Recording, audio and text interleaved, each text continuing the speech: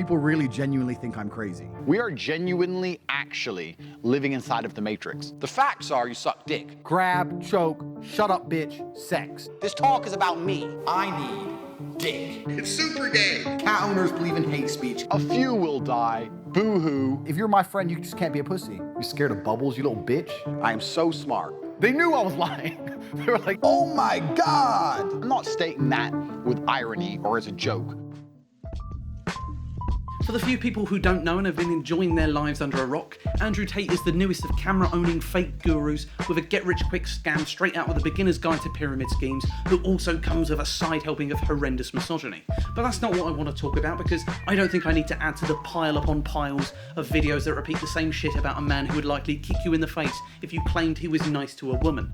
No, instead I'd like to talk about this man's work ethic, because like his immaculately bald head, it's quite impressive. Here's a 21-year-old Andrew on the show Ultimate Traveller, which isn't about the gypsy with the most knockouts in bare-knuckle boxing, but instead some sort of generic game show, but that doesn't really matter. What matters is it shows the mindset of this sunglasses inside sociopath.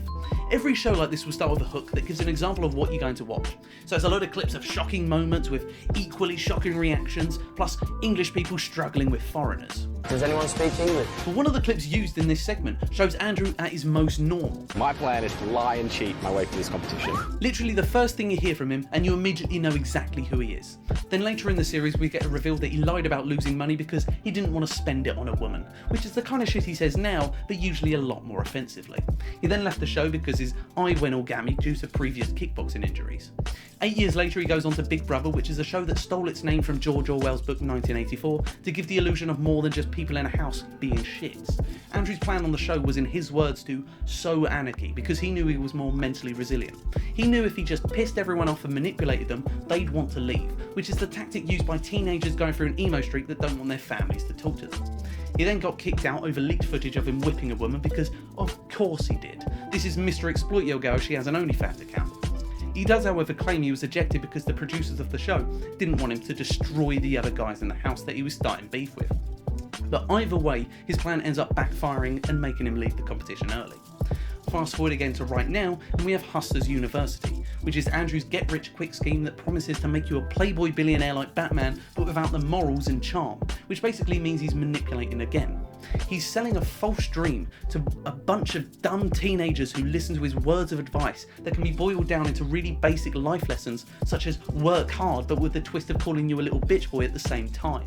Anyone can do these types of schemes because people have been doing them for so long, and you could probably find an instruction manual called Influencer's Guide to Stealing Your Fans' Money by Showing Off Your Life and Making them jealous. I'm sitting here in my $1 billion mansion, drinking a $50,000 glass of whiskey, because I'm a fucking badass motherfucker.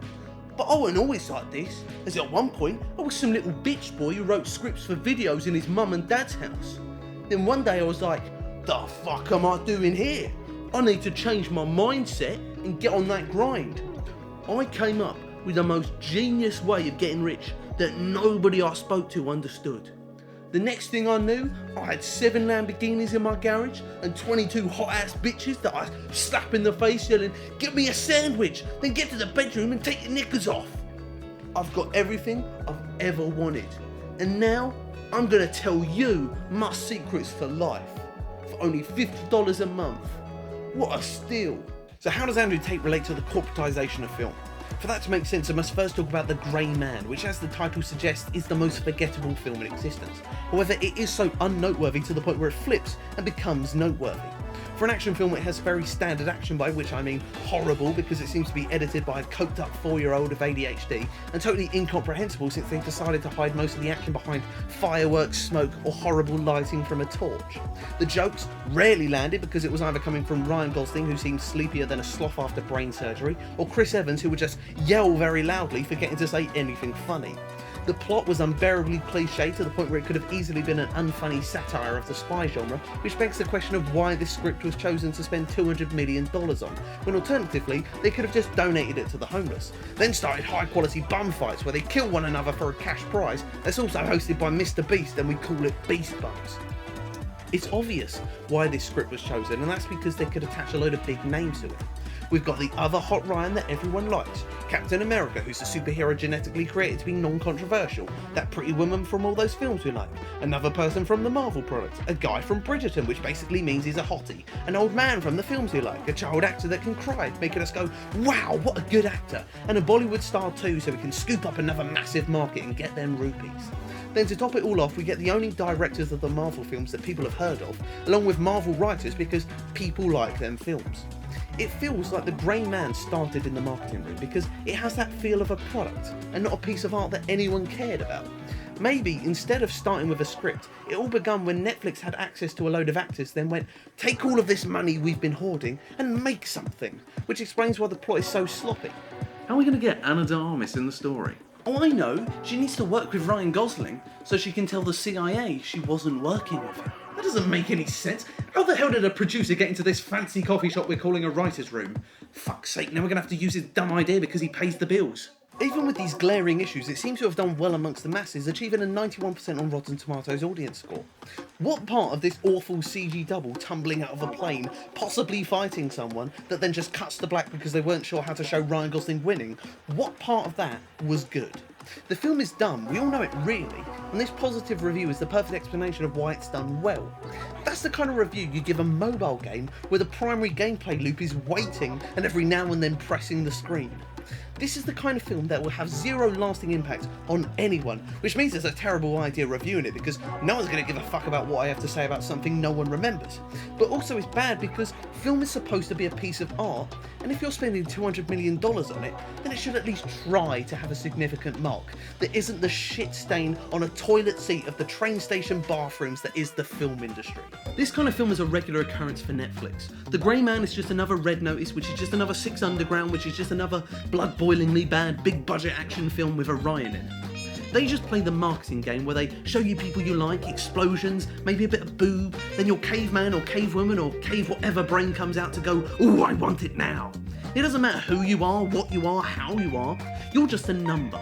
When Bird Box came out, the big news surrounding it was the record number of new accounts it made. But again, it's the kind of film that doesn't leave an impact because it was as generic as your average influencer. And so when I said Bird Box, you probably thought, oh yeah, I forgot about that film. Why was Machine Gun Kelly in it? We are so fucking fucked. This is just like Andrew Tate. He plays the numbers game, doing whatever it takes to put an extra zero on the end of that number, like an alumnus of a fraternity armed with a hypno, hell-bent on upping their body count. He has absolutely nothing to offer, unless you want to be the kind of person that nobody likes being around, except when stranded on a desert island, because then you can use his big, bald, shiny head to signal passing planes. Soon, people will figure out that it's not worth giving him your attention, and then he becomes another Ty Lopez. Another person who slips away into obscurity that you file in your memories, to only come up when you're using them as a reference. This is exactly what Netflix is going through because it's been a few years of just disappointing film after disappointing film, to the point where your average viewing experience is scrolling through the list of mediocrity to decide what you want to stop watching after 5 minutes, to inevitably end up just sifting through reposts on Reddit, then when you're bored of that, you just have a wank. Netflix is going down in subscribers because people aren't getting anything from it. They might enjoy The Grey Man when they first watch it, but because it's as bland as white people food, you just don't remember you ever watched it. So it's like it doesn't even exist.